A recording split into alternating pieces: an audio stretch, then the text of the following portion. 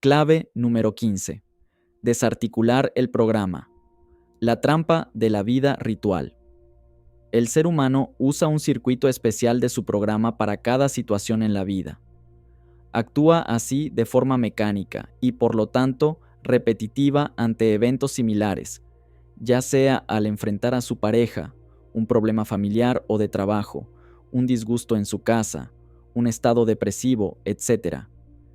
Se presenta una situación X y el individuo, a nivel subconsciente, elige un rollo del programa que corresponde a esa situación de emergencia y lo aplica de inmediato. Pero, ¿qué pasa si surge una situación nueva no prevista? El individuo busca afanosamente en su unidad de programas y no encuentra qué aplicar. Como un robot en una serie de televisión, debería exclamar, no computable.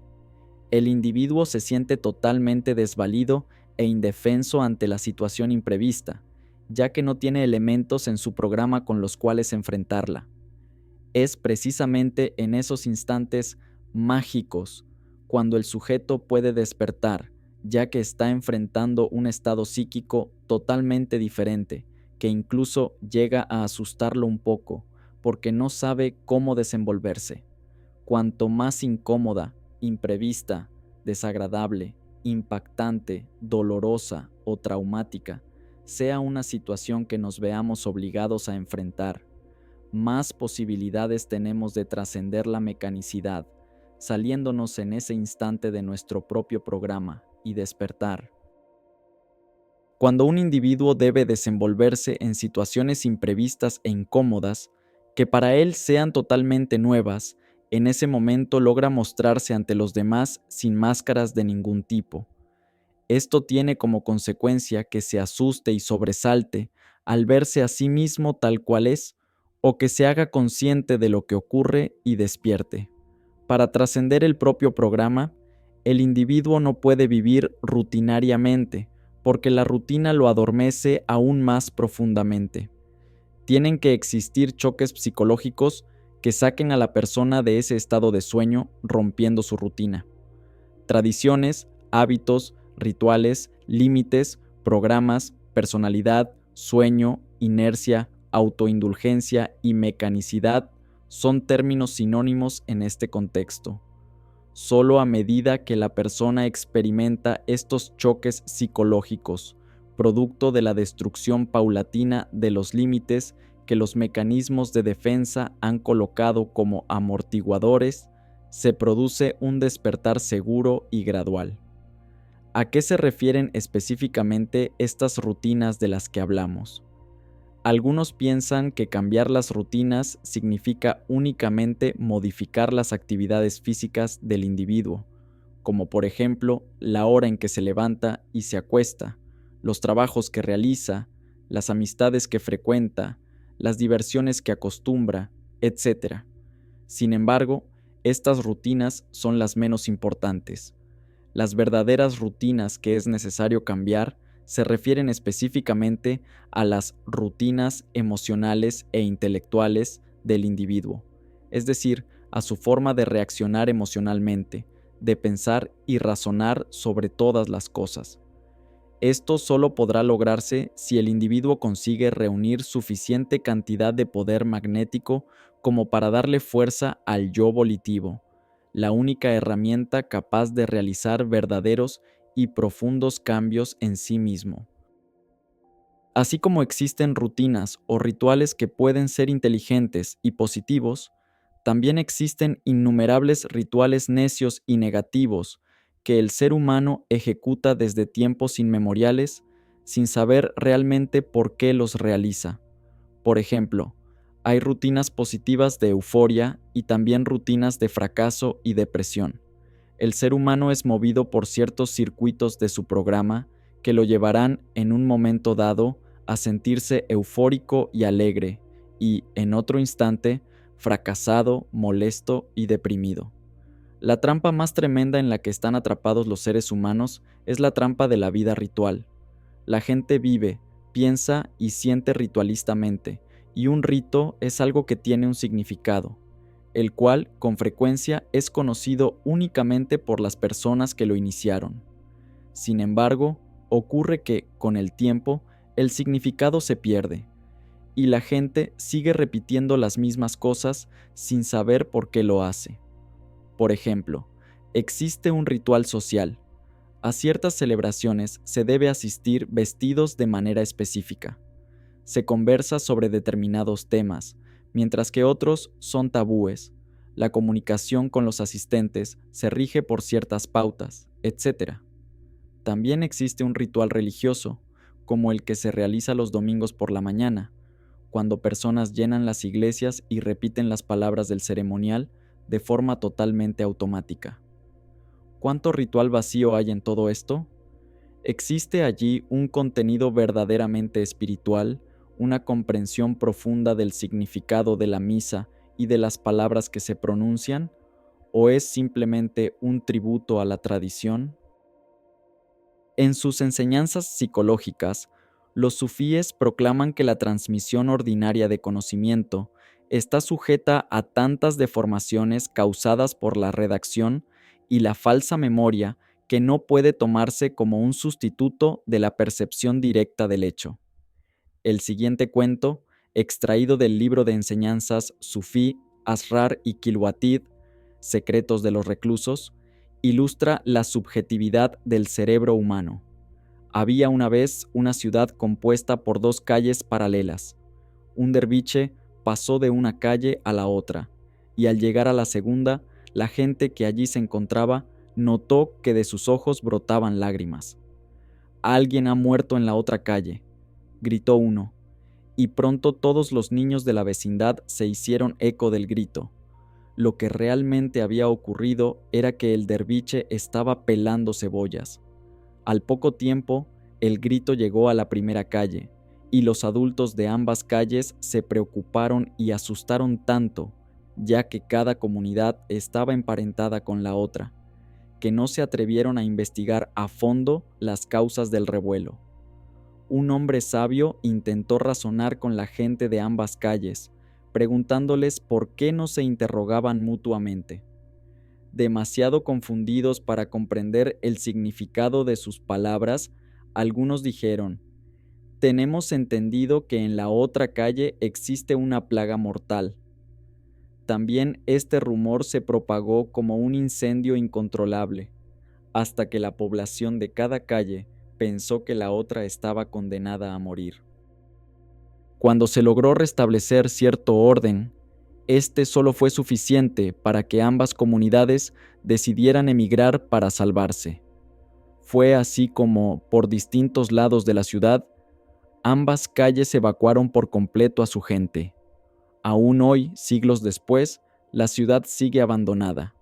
No muy lejos de allí, hay dos aldeas. Cada una tiene su propia tradición acerca de cómo comenzó y cómo cada poblado huyó, en un afortunado éxodo, de una ciudad condenada por un mal sin nombre.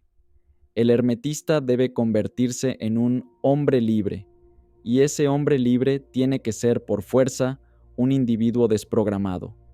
Si al comenzar este camino se le entregara un programa de estudio y se le dijera que lo aprenda, asegurándole que cuanto más estudie más progresará, lo único que se estaría haciendo es introducir un programa aún más fuerte en su mente. Cuantos más elementos predefinidos reciba el estudiante, o cuanto más se le faciliten las cosas para evitar que piense por sí mismo, más fuerte se hará su programa y más difícil será que pueda despertar. El estudiante debe aplicar esta sabiduría en la vida misma, en los problemas del día a día y en el enfrentamiento con sus conflictos internos. Esto lo obligará a pensar de manera diferente, a salirse del programa y a manifestarse más allá de lo habitual y lo mecánico, trascendiendo su propia lógica. Trascender la propia lógica. Esta lógica que es necesario trascender está muy bien expresada en el principio de los koanes utilizados por el budismo zen, en el cual se establece un diálogo entre discípulo y maestro, que no tiene explicación racional, que va más allá de la lógica. Todas las ideas que se puedan ofrecer sobre el despertar son únicamente símbolos indicadores que apuntan hacia algo, pero nunca son la realidad.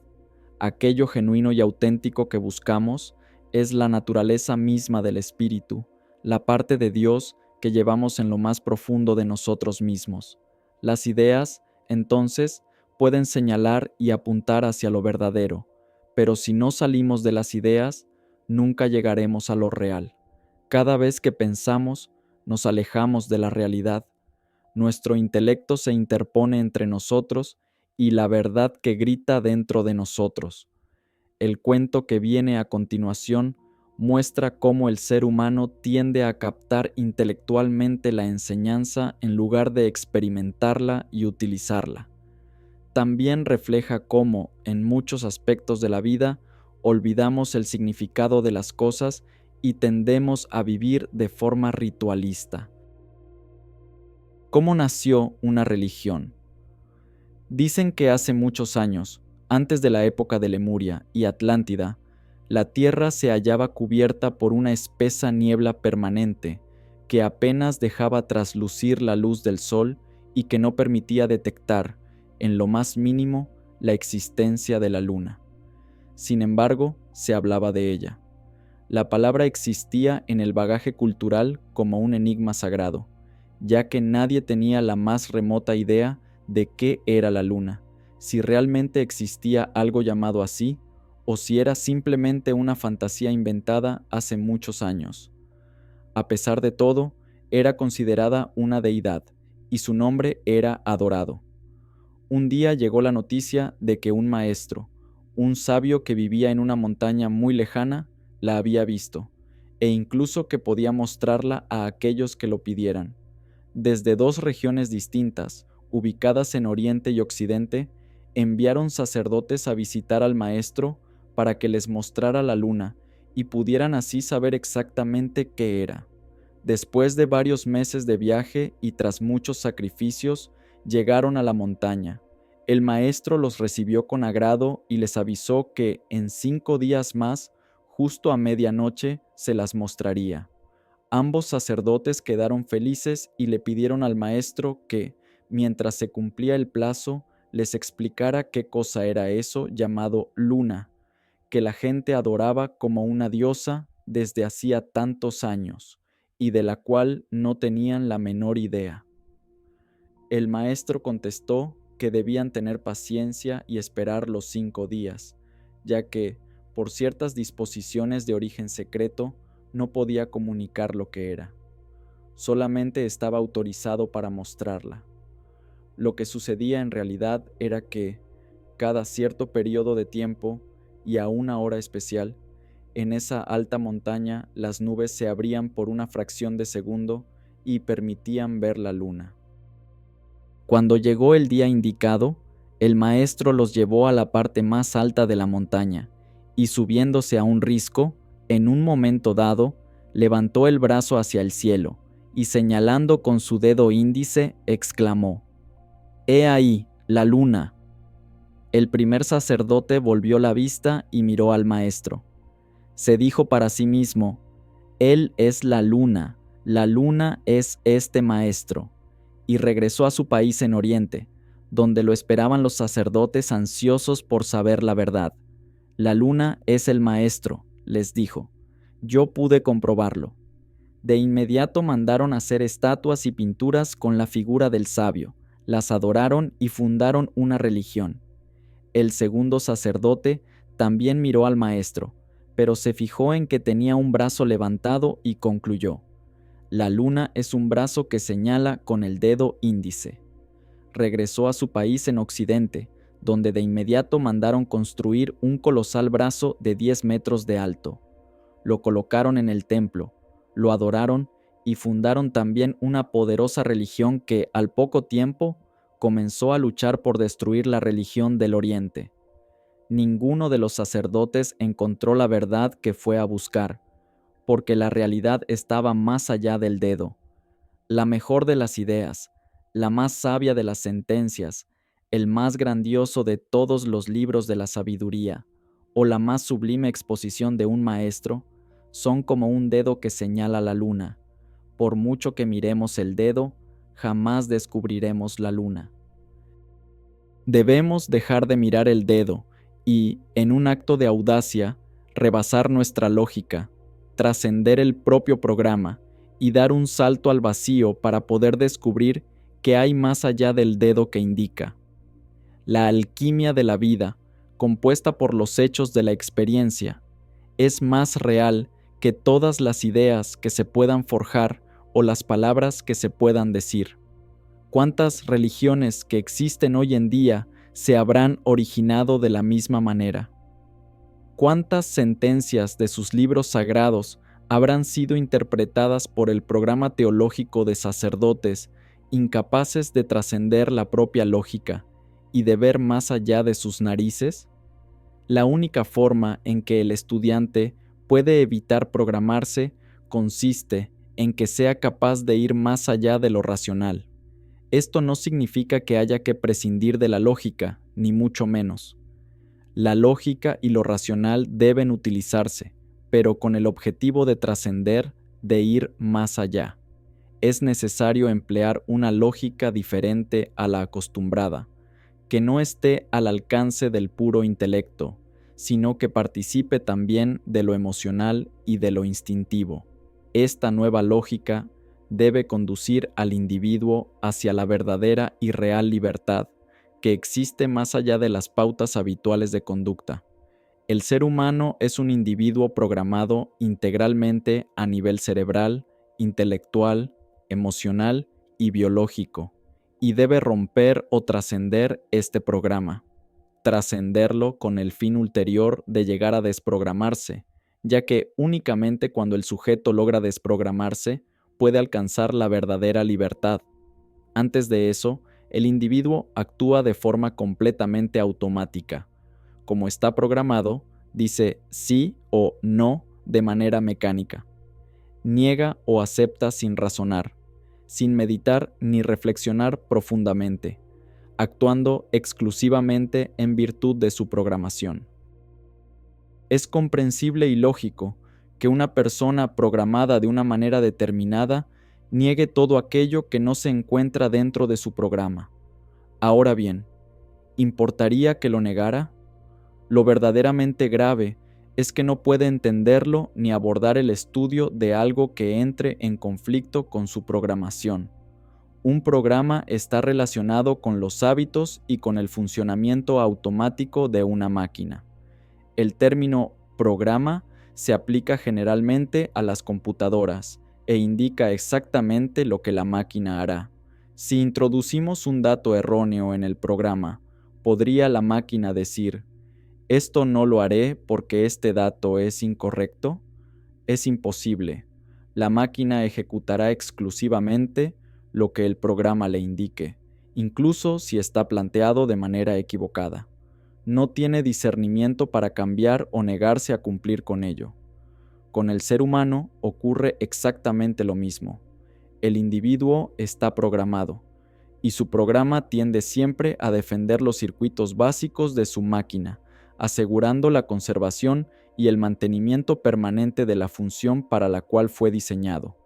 El programa es contrario a todo lo que signifique cambio, ya que los cambios son percibidos como amenazas para la persona, quien los resiste a toda costa.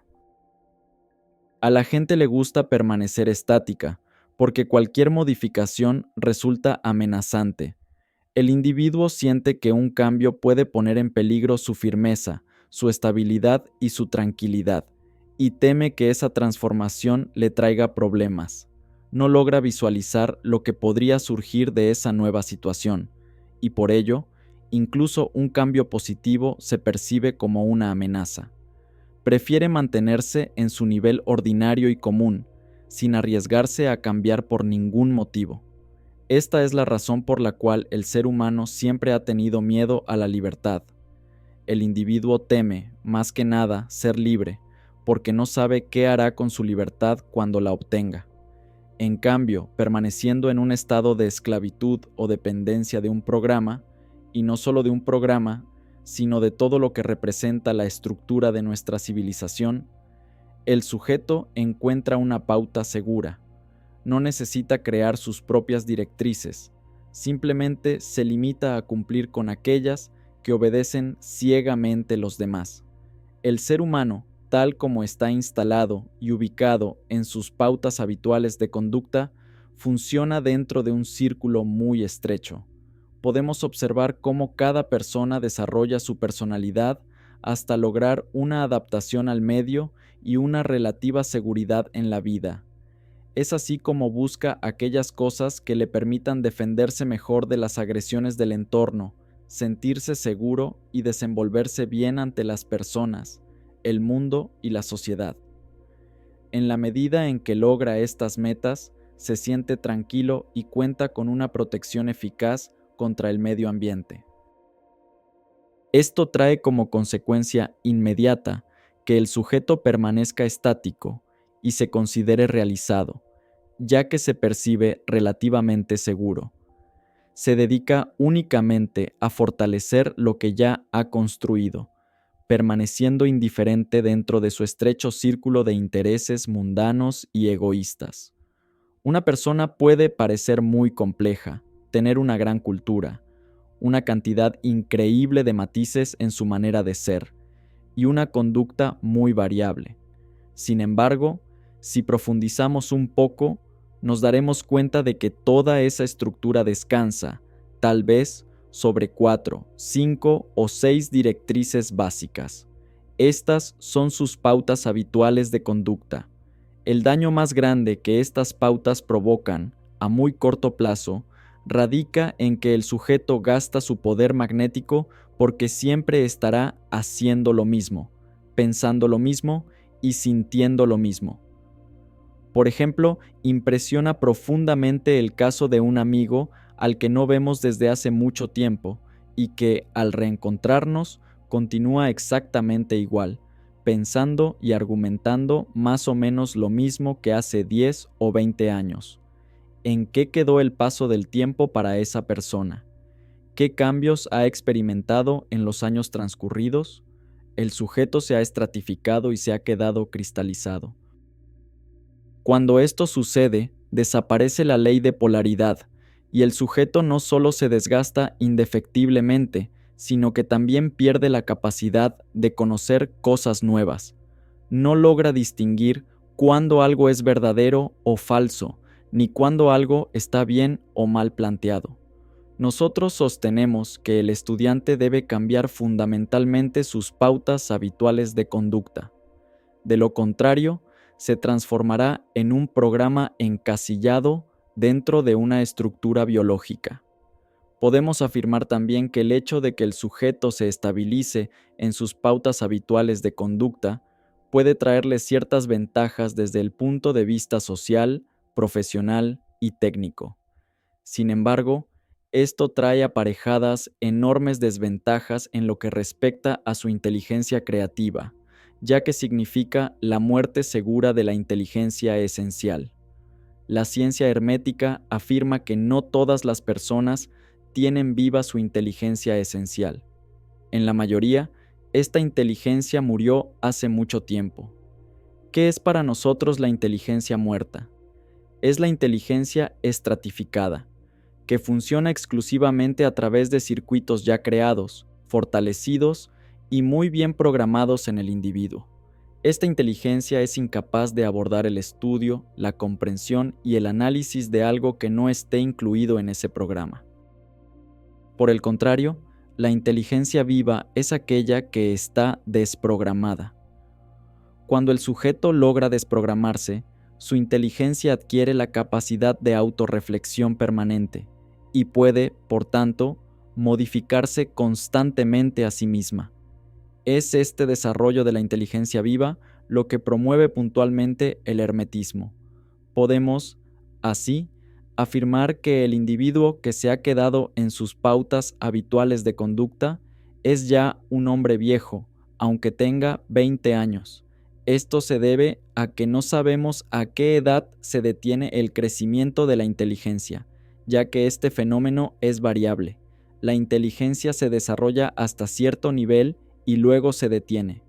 En cambio, si un sujeto tiene 80 años, pero su inteligencia está viva, ese sujeto es joven. no solo será capaz de mantener una inteligencia creativa, sino que también obtendrá muchos otros beneficios, incluso de tipo físico. Por ejemplo, su proceso de envejecimiento será más lento y menos destructivo, y su estado de salud será notablemente mejor, ya que el envejecimiento no lo afectará de manera tan perjudicial. En las pautas habituales de conducta a nivel intelectual en las que se mueve el ser humano, no figura el hermetismo, porque no se enseña en la escuela, en la universidad, ni en lo que está al alcance a través de la literatura ortodoxa. Tampoco pertenece al depósito cultural tradicional de la humanidad. El hermetismo está fuera de ese depósito y por lo tanto no forma parte del programa. Es lógico que una persona rechace la idea del hermetismo porque no pertenece a su programa. Además, como hemos afirmado en claves anteriores, el hermetismo es solo para unas pocas personas. No está destinado a todos, sino únicamente a quienes poseen ciertas características internas especiales. La ciencia hermética tiene un origen extraterrestre y por lo tanto es la ciencia del hombre cósmico, prácticamente prohibida para el Homo sapiens. Por este motivo, siempre se ha enseñado únicamente en sociedades secretas. Aquí es precisamente donde surgen muchas supersticiones y especulaciones. La gente se pregunta, ¿por qué tiene que tratarse en secreto? Siempre se parte de la premisa de que si hay secreto, debe haber algo malo que no se puede decir a todo el mundo. No es así. El secreto surge de la imposibilidad de las personas de entenderlo. Solo algunos, es decir, aquellos con ciertas características internas formadas por su evolución previa, pueden comprenderlo. Por eso se dice, muchos serán los llamados y pocos los elegidos. Muchas personas sentirán la inquietud de esta filosofía, pero muy pocas serán las elegidas. Sin embargo, no son elegidas por ninguna potencia superior, sino por sí mismas. Solo aquellos que tienen ojos para ver y oídos para escuchar llegarán a la sabiduría y a la verdad. Las personas tienen ojos, pero no ven. Tienen oídos, pero no escuchan, porque no saben ver ni saben escuchar. El programa conspira en todo momento para que el individuo no logre captar lo que es esta filosofía. Sin embargo, por muy programado que esté, cuando empieza a ponerse en contacto con el hermetismo, algo de esta enseñanza logra filtrarse a través de su programa. Consideremos lo siguiente. Toda persona que aún no se ha cultivado espiritualmente tiene un ser interior. Este ser es el que, en este momento, está recibiendo lo que estamos explicando. Este ser toma lo que le presentamos y decide, esto sí, esto no. ¿Y qué es lo que acepta? Lo que le conviene. ¿Y qué es lo que rechaza? Lo que no le conviene. El ser humano es así, rápido para aceptar aquello que le favorece y muy lento para aceptar lo que va en contra de su conveniencia personal. Por este motivo, halagar la vanidad de una persona es tan fácil. Los halagos los acepta todo el mundo, mientras que muy pocos son capaces de soportar las críticas.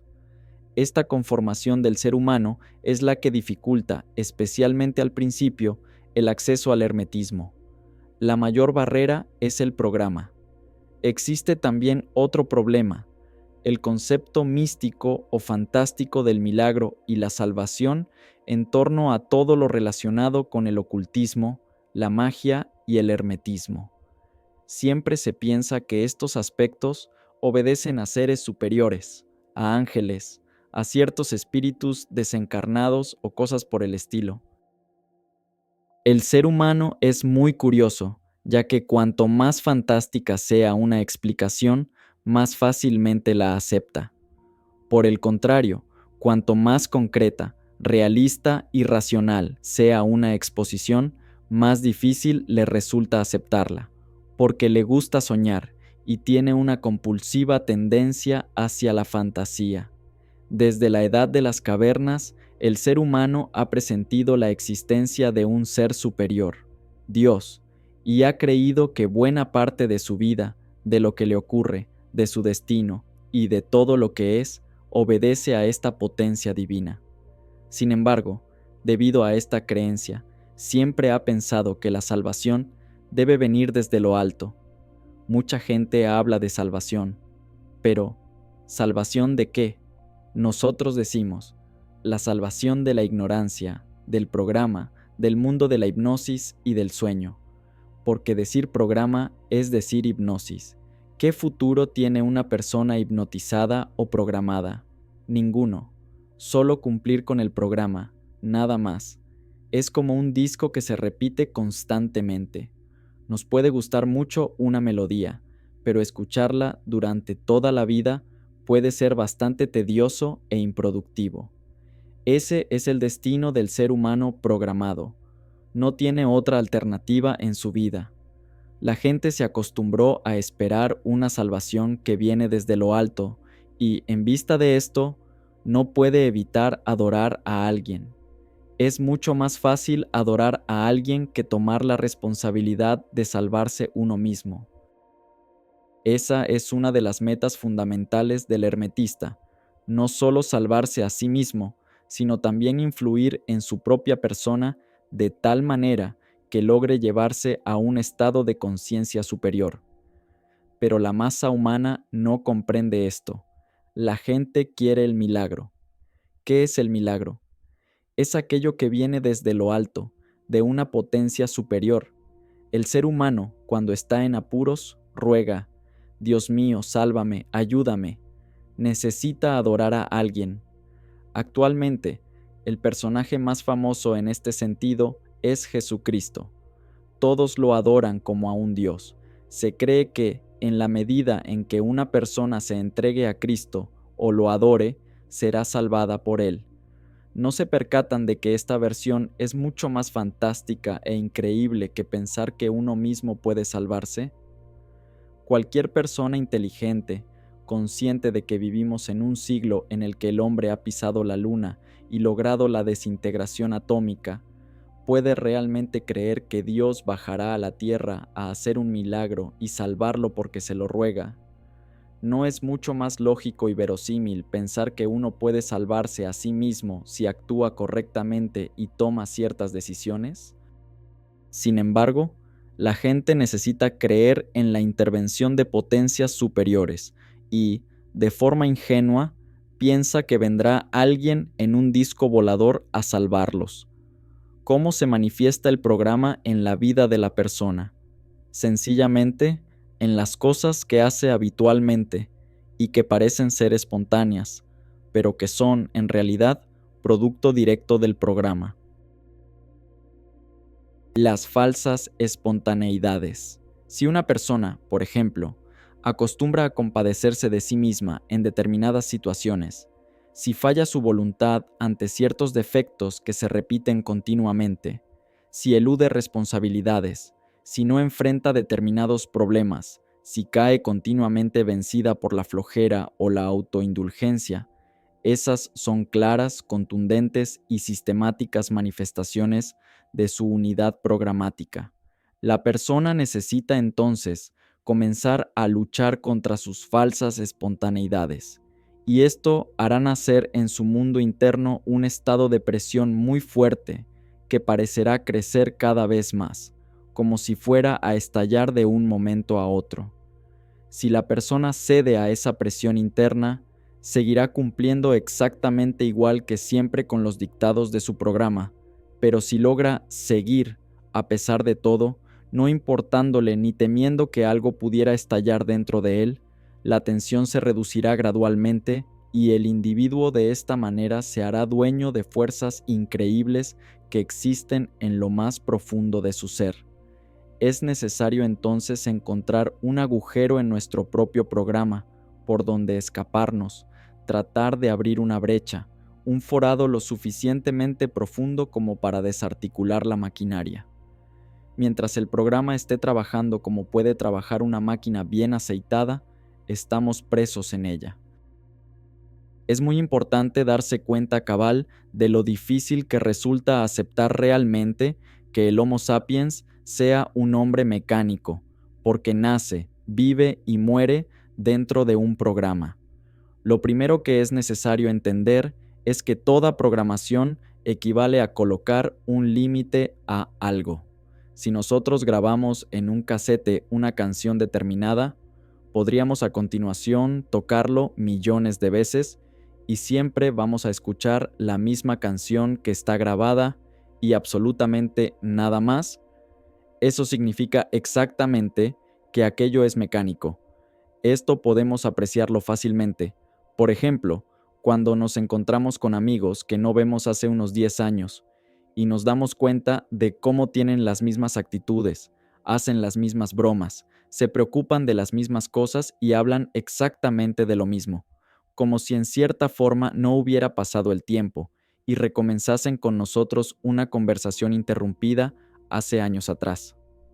Por este motivo principalmente, la gente muchas veces se aburre cuando en determinados momentos logra captar la influencia de su propia unidad programática y la mecanicidad de los demás.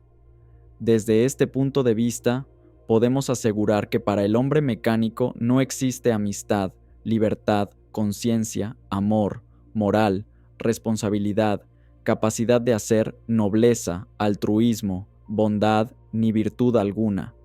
¿Puede acaso amar una computadora? ¿Puede una máquina tener moral? Si al hombre mecánico lo programaron para obedecer los 10 mandamientos, va a obedecerlos, no porque posea una sólida moral, sino sencillamente porque está programado para acatarlos ciegamente. En líneas generales, podemos asegurar que la persona necesita sufrir ciertas experiencias en la vida y machucarse un tanto en algunos aspectos para salir de lo habitual y trascender así sus falsas espontaneidades. Si bien es cierto que la rutina de una vida programada en todas sus facetas da cierta firmeza y seguridad a la persona, al mismo tiempo la margina de las realidades que están fuera de ese círculo. El ser compelido a vivir el preprogramado drama continuo de la vida es un aspecto de la personalidad difícil de entender. Existe, sin embargo, un enfoque moderno y racional para la comprensión del comportamiento humano, llamado análisis transaccional, que se basa en la suposición de que cualquier persona puede aprender a confiar en sí misma, a tomar sus propias decisiones y a expresar sus sentimientos. Análisis transaccional. El doctor Eric Berne, creador de la teoría del análisis transaccional, dedujo que todo lo que le ocurre a una persona queda grabado en su cerebro y en su tejido nervioso. Esto incluye lo que la persona experimenta en su niñez, todo lo que incorpora de sus figuras paternales, su percepción de los acontecimientos, los sentimientos asociados con ellos y las distorsiones que aporta a sus recuerdos. Estas grabaciones quedan registradas como si se tratase de una cinta fonográfica o de video. Pueden ser vistas y escuchadas de nuevo, y el suceso puede ser recordado e incluso reexperimentado. Casi toda actividad humana es programada por un guión psicológico continuo que data de la niñez temprana, de tal manera que la sensación de autonomía es casi siempre una ilusión. Esto constituye la mayor desgracia del género humano, ya que hace posible solamente para unos pocos individuos afortunados el conocimiento, la franqueza, la creatividad y la intimidad. Para el resto de la humanidad, los otros individuos son principalmente objetos que hay que manipular. Deben ser invitados, convencidos, seducidos, sobornados o forzados a representar roles apropiados para reforzar la postura del protagonista y cumplir con su guión. Su preocupación por estos esfuerzos es tan grande que le impide encajar con sus propias posibilidades en el mundo real. Los 3 estados del yo que se estudian en análisis transaccional, padre, adulto y niño, son partes del programa mismo, y no deben confundirse con el yo volitivo que preconiza la ciencia hermética, que es el único yo no programado que existe. Cuando usted actúa, piensa y siente como observó que lo hacían sus padres, está en el estado padre del yo. Cuando usted analiza la realidad actual, recoge información y evalúa objetivamente, está en su estado adulto del yo. Cuando usted siente y actúa como lo hacía cuando era niño, está en su estado niño del yo. El estado padre del yo contiene las actitudes y el comportamiento incorporados de procedencias externas, especialmente de los padres. Exteriormente, se expresa a menudo contra los demás con un comportamiento perjudicial, crítico y preceptista. Interiormente, es experimentado como los antiguos mensajes parentales que continúan influyendo en el niño interior. El estado adulto del yo no guarda relación con la edad de la persona. Está orientado hacia la realidad presente y la recolección objetiva de información. Es organizado, adaptable e inteligente y funciona poniendo a prueba la realidad, estimando probabilidades y calculando desapasionadamente. El estado niño del yo contiene todos los impulsos naturales de un infante. Contiene también todas las grabaciones de sus primeras experiencias, de cómo respondió a ellas y de las posturas que asumió consigo mismo y con los demás. Se expresa como antiguo, arcaico, comportamiento de la niñez. Siempre que enfrentamos a otra persona, ya sea la pareja, un hijo, un compañero, un jefe, etc., debemos tener muy claro en nuestro mundo psíquico desde qué estado del yo estamos realizando esa comunicación y cuál es exactamente el estado del yo que ha sido activado en nuestro interlocutor. Muchas veces, un estado del yo que no corresponde al caso es activado inesperadamente y la comunicación fracasa. Por ejemplo, el marido llega una noche cansado de un día muy conflictivo en su trabajo. A nivel subconsciente, busca con ansias la protección que representa el hogar y la esposa, lo que hace aflorar en forma natural su estado niño del yo. Supongamos, al mismo tiempo, que ella tuvo un día conflictivo con los niños y que, a su vez, espera con ansias poder cobijarse en la fortaleza de su marido, lo que hace aflorar también en forma natural su estado niña del yo. Hagámonos ahora la siguiente pregunta. ¿Qué sucede generalmente cuando dos niños se enfrentan, juegan o disputan? Muchas veces, aquello desemboca en una pelea, y este es el origen de muchos de los roces y peleas entre los matrimonios. El niño de él peleando con la niña de ella. Si una mujer que tiene este conocimiento se da cuenta en un instante dado de que su marido, por algún motivo, llega a la casa buscando a la madre, ella debería acogerlo como tal. Si el hombre resuelve su conflicto de niño a través de la comprensión de una supuesta madre, logrará fácilmente recuperar otra vez su estado adulto. En ese instante, la mujer debe abandonar su papel de madre y tomar el de adulto nuevamente, a fin de establecer una comunicación de adulto a adulto, que es la única productiva. Hemos podido darnos cuenta, a través del desarrollo de esta importante clave, de cómo el ser humano usa un circuito especial de su unidad programática para cada situación determinada en la vida. Actúa así de forma mecánica y por lo tanto repetitiva, ante eventos similares, ya sea al enfrentar a su pareja, un problema familiar o de trabajo, un disgusto en su casa, un estado depresivo, etc. A fin de cambiar esta situación, la persona debe lograr trascender el propio programa y luchar para conseguir un cambio sustancial en sí misma. Y el cambio tiene que comenzar hoy día, inmediatamente, sin ninguna demora. La mecanicidad que mueve al ser humano en forma compulsiva origina que todo se repita una y otra vez en su vida. Los mismos pensamientos, emociones, reacciones, disgustos, penas, errores y sufrimientos se repetirán indefinidamente en esta vida y en las vidas posteriores si el individuo no consigue cambiar para huir de esta repetición. Las leyes por las cuales se rige esta repetición, su análisis profundo y las técnicas para equilibrar sus efectos negativos constituyen el tema que analizaremos en la próxima clave, la recurrencia.